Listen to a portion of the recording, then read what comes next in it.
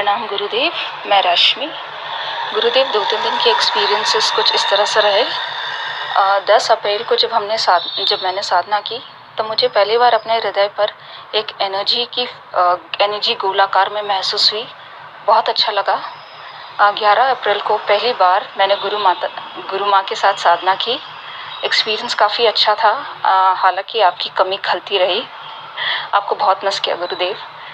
3rd आई पर पहली बार उस दिन मैंने वाइट प्रकाश महसूस किया। प्योर वाइट लाइट को मैंने काफ़ी झलकियाँ देखी। बहुत अच्छा लगा। कल का एक्सपीरियंस और भी बढ़िया था। गुरुदेव, जब आपने कहा कि ज़ोर ज़ोर से सांस को छोड़ो, तब दोनों हाथों पर मैंने इतना करंट और इतना प्रेशर महसूस किया कि शांत होने पर ही वो शांत हुआ।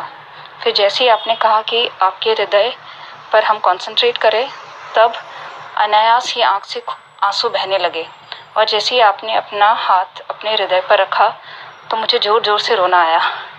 और उसके थोड़ी देर बाद उन्हीं आँख में आंसू लिए मैंने आपके 3rd आई पर कंसंट्रेट किया तो मुझे गोल्डन लाइट का प्रकाश और आपके आईब्रोज के ऊपर और सेंटर तिलक पर दिखा।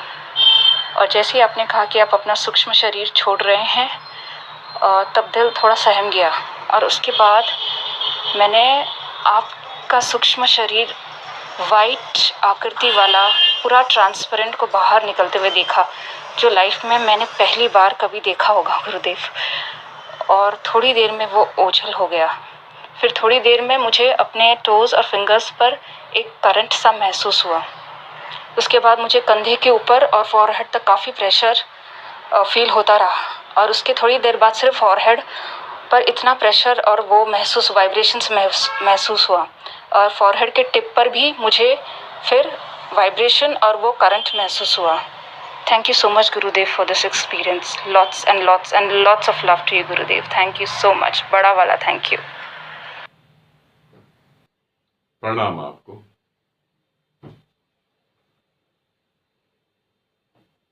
पहली बात तो जो एक्सपीरियंस हुए वो बहुत अच्छे एक्सपीरियंस हुए, बहुत ही शुभ है। दूसरी बात, जब गुरु माँ ने साधना कराई, मैं नहीं चाहता कि तुम मेरे मोह में पड़ जाओ।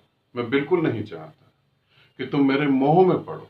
गुरु के मोह में पड़ना बहुत आसान है और उस मोह से मुक्त होना भी बहुत कठिन है। मगर मैं तुम्हें ऐसे मोह में पड़ने ही नहीं दूंगा। इसीलिए कभी साधना मैं कराऊंगा, कभी गुरु माँ कराएगी।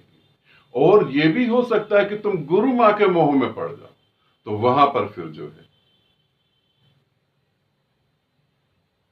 एक और भी साधक है मेरे साथ, एक और भी सिद्ध है, मगर वो भी बहुत छोटी है, थोड़ा सा बड़ा होगी, फिर वो साधना कराएगी। मोह में तुम्हें किसी तरीके से भी तुम्हें जाने नहीं दूंगा, तुम्हारे बंधनों को तोड़ दूंगा बिल्कुल। तो जब गुरु माँ कराएगी तो तुम्हें अजीब सा लगेगा, मगर ध्यान रखना, घटेगा तो फिर भी तुम्हें। तो जब तुम्हें घटनाएं घटेंगी तो तुम्हें यह समझ लेना चाहिए कि गुरु कराए या गुरु माँ कराए।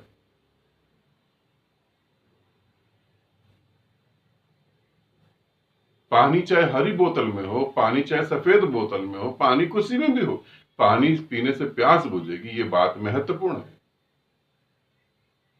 और फिर जब हृदय पे ऊर्जा महसूस हुई, जब हृदय पे ऊर्जा महसूस हुई और फिर रोना आया, इसे समझना रश्मि, बाकी साधक भी इसे समझें। जब आप हृदय पे केंद्रित होते हैं और रोना आने लगता है तो उसका सीधा सा अर्थ ये होता है कि हृदय से सारी की सारी नेगेटिविटी बहना चालू हो गई। सारी की सारी नेगेटिविटी, सारे के सारे दुख अब बहना चालू हो गए, क्योंकि उनके बाद जो घटने वाला है वो गजब का है। फिर आंख में आंसू आए। बहुत शुभ है रश्मि, बहुत शुभ है, होना भी ऐसा ही चाहिए था। फिर आगे बढ़े, 3rd आई पे कलर दिखाई दी। जब मेरी 3rd आई पे तुम्हें कलर दिखाई देंगे तो समझना कि तुम भी 3rd आई पे केंद्रित हो गए, तभी तुम्हें दिखाई देगा। इसे ऐसे समझो, तुम आंखों से अभी मुझे देख रहे हो, मगर एक आदमी के पास आंख नहीं है तो वो नहीं देख पा रहा। और जब तुम मेरी 3rd आई पे कलर देखते हो तो तुम अपनी 3rd आई पे केंद्रित हो, तभी तो देख पा रहे हो। फिर जब मैंने कहा कि मैं अपना भौतिक शरीर छोड़ के तुम्हारे पास आ रहा हूं अपने सूक्ष्म शरीर से गुरु साधना में, तो ऐसे ही प्रयोग है। कैसे तुम्हारा शरीर छूट गया और मेरा छूट गया और तुम अभी उपलब्ध नहीं हो पाए, तो कैसे तुम जो है बिना भौतिक शरीर के उस ज्ञान को पाके उपलब्ध हो जाओ और जन्म ना लो। तो गुरु साधना तो बनाई इस तरीके से है। और फिर जब मैंने सूक्ष्म शरीर से यात्रा चालू करी, भौतिक शरीर छोड़ा, दिल थोड़ा सहम गया। पहली बार ऐसी साधना कर रही होगी, लगा होगा ये तो कुछ अजीब ही हो रहा है। और फिर तुमने मेरा सूक्ष्म शरीर जब निकलते हुए देखा, तो रश्मि तुम भी अपने सूक्ष्म शरीर में ही थी, क्योंकि सूक्ष्म शरीर ही सूक्ष्म शरीर को देख सकता है। जैसे मैं सूक्ष्म शरीर में निकला, मगर एक अंश मात्र भौतिक शरीर में भी था। संपूर्ण रूप से सूक्ष्म शरीर से निकलने के बाद वापस आया नहीं जा सकता।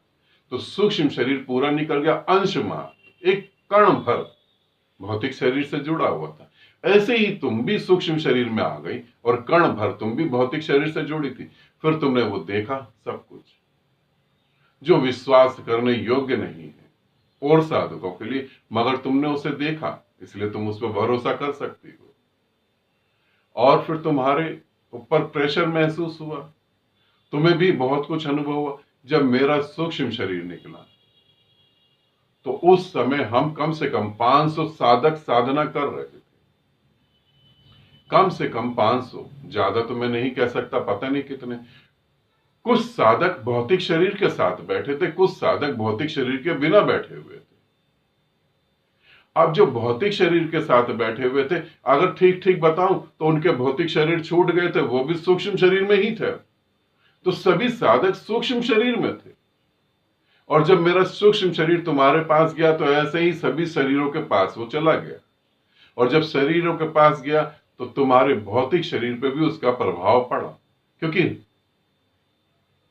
कण मात्र तो तुम अपने भौतिक शरीर से भी जुड़े थे ना।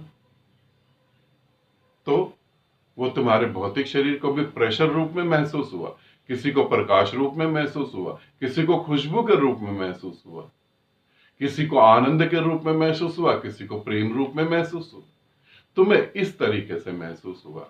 मगर मैं तुम्हें ये सारी बातें इस तरीके से क्यों बता रहा हूं रश्मि, क्योंकि ये बहुत सारे लोगों को घटित होता है।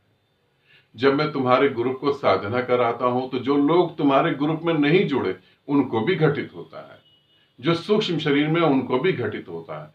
यहां तक पहुंच जाने के बाद यात्रा रोकना नहीं, यहां तक इतनी जल्दी नहीं आ पाता कोई। तो यात्रा रोकना नहीं, आगे बढ़ना और आगे बढ़ना। तो रश्मि यही कहूंगा, और डूबना और डूबना, क्योंकि अहंकार अपनी यात्रा जल्दी से रोक देता है। तुम रोकना नहीं, अभी डूबना। अभी बहुत यात्रा है, सूक्ष्म शरीर तक पहुंची, उसके आगे भी कुछ शरीर हैं, वहां तक भी पहुंचना। ठीक है, बहुत सारा प्रेम तुम्हें। सदा खुश रहो, सदा तुम्हारा कल्याण हो, और आप सबको बहुत सारा प्रेम। आनंदित रहें।